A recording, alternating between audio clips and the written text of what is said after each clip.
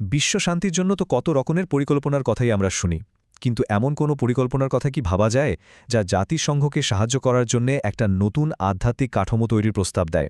শুধু তাই নয়, ২০৩৪ সালের মধ্যে পুরো পৃথিবীকে পারমাণবিক অস্ত্রমুক্ত করার একটা নির্দিষ্ট রোডম্যাপও দিয়ে দেয়। আজকে আমরা ঠিক এমনই এক অন্যরকম, বলা যায় বেশ উচ্চাভিলাষী একটা দলিলের গভীরে যাব। শুরুতেই আমাদের সামনে আসছে এই দলিলের একেবারে কেন্দ্রে থাকা একটা রহস্যময়ের সংক্ষিপ্ত নাম ইউবিইউএমইউডি। এটা আসলে কি? এর মানে কি? চলুন এই প্রশ্নটা দিয়েই শুরু করা যাক আজকের এই আলোচনা। তো এই পুরো পরিকল্পনাটা বুঝতে হলে আমরা কয়েকটা ধাপে এগোব। প্রথমে আমরা এর মূল দর্শনটা দেখব, তারপর জানব কিভাবে একটা নতুন বিশ্ব ব্যবস্থা তৈরির কথা বলা হচ্ছে, এরপরের ১২ দফা কর্মসূচি, কী ধরনের প্রমাণ হাজির করা হয়েছে, আর সবশেষে এর চূড়ান্ত লক্ষ্যটা ঠিক কী সেটাও দেখব। যে কোনো বড় পরিকল্পনার তো একটা মূল দর্শন থাকে, তাই না? তো চলুন আগে সেটা একটু বোঝার চেষ্টা করা যাক যে এই প্রস্তাবনার ভিত্তিটা কিসের উপর দাঁড়িয়ে। আচ্ছা, তাহলে এই ইউডি আসলে তিনটা আলাদা ধারণার একটা সমষ্টি। ইউবি মানে হলো ইউনিভার্সাল ব্রাদারহুড, অর্থাৎ সার্বজনীন ভ্রাতৃত্ব।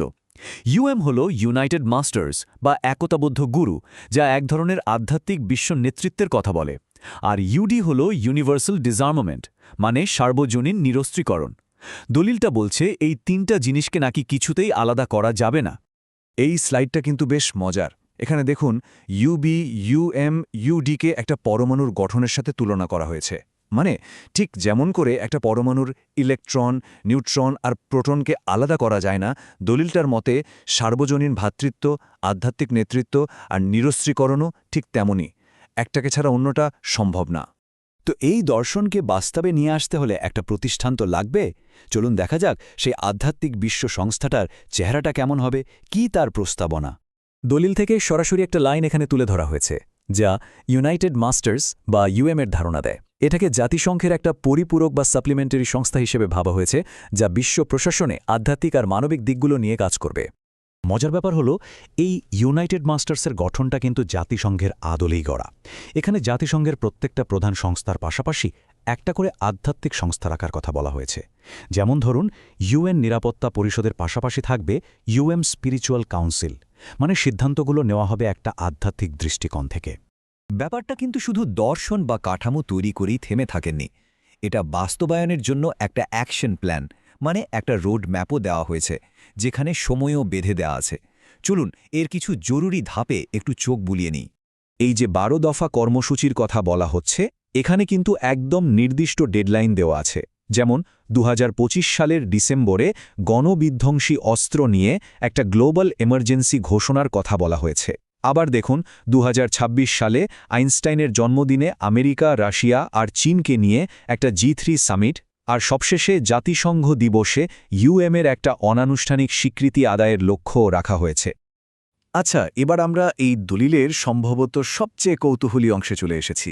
এখানে কিছু যোগাযোগের উদাহরণ দেওয়া হয়েছে, যেগুলোকে এই পুরো মিশনের জন্য এক ধরনের ঐশ্বরিক সম্মতি বা এন্ডোর্সমেন্ট হিসেবে দাবি করা হচ্ছে।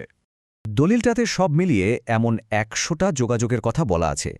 বিভিন্ন সময়ে বিভিন্ন বিখ্যাত ব্যক্তি বা সংস্থার কাছ থেকে পাওয়া উত্তর বা যোগাযোগকে এই মিশনের যাত্রাপথে এক একটা গুরুত্বপূর্ণ মাইলফলক হিসেবে দেখানো হয়েছে।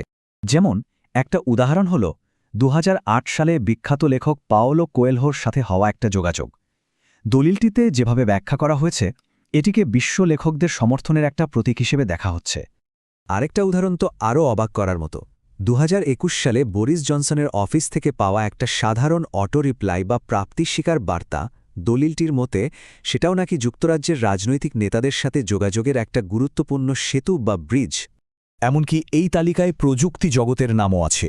যেমন ওপেনএআই টিমের কাছ থেকে পাওয়া একটা আবেদন জমার কনফার্মেশন মেইলকেও নৈতিক এআই এর সাথে ঐশ্বরিক সেতু হিসেবে ব্যাখ্যা করা হয়েছে। এই চার্টটা দেখলে ওই ১০০টা যোগাযোগের একটা ব্রেকডাউন পাওয়া যায়। উৎস অনুসারে এই যোগাযোগগুলোকে কয়েকটা পর্বে ভাগ করা হয়েছে। যেমন শুরুর দিকের সম্মতি, মধ্যবর্তী সময়ের মাইল ফলক আর সাম্প্রতিক সময়ের প্রতিক্রিয়া, যা থেকে তাদের প্রচারণার একটা টাইমলাইনও বোঝা যায়। সব মিলিয়ে এই মিশনের শেষ লক্ষ্যটা কি আর কাদের প্রতি আহ্বান জানানো হচ্ছে, চলুন এবার সেটা দেখি। একদম শেষে এসে এই পুরো প্রকল্পের যে চূড়ান্ত লক্ষ্যটা দাঁড় করানো হয়েছে সেটা হল 2034 সালের মধ্যে পৃথিবীকে সব ধরনের গণবিধ্বংসী অস্ত্র বা WMD থেকে সম্পূর্ণ মুক্ত করা। আর এই বিশাল লক্ষ্যে পৌঁছানোর জন্য দলিলটিতে বিশেষ করে বিশ্বের সৃজনশীল মানুষদের কাছে একটা আবেদন রাখা হয়েছে। লেখক, প্রকাশক, উৎসব আয়োজক সবার প্রতি অনুরোধ করা হয়েছে যেন তারা তাদের কাজের মাধ্যমে এই UBUMUDর বার্তাটা ছড়িয়ে দেন এবং মানুষের চেতনাকে একটা নতুন আকার দিতে সাহায্য করেন। পুরো ব্যাপারটা জানার পর একটা বড় প্রশ্ন কিন্তু থেকেই যায়।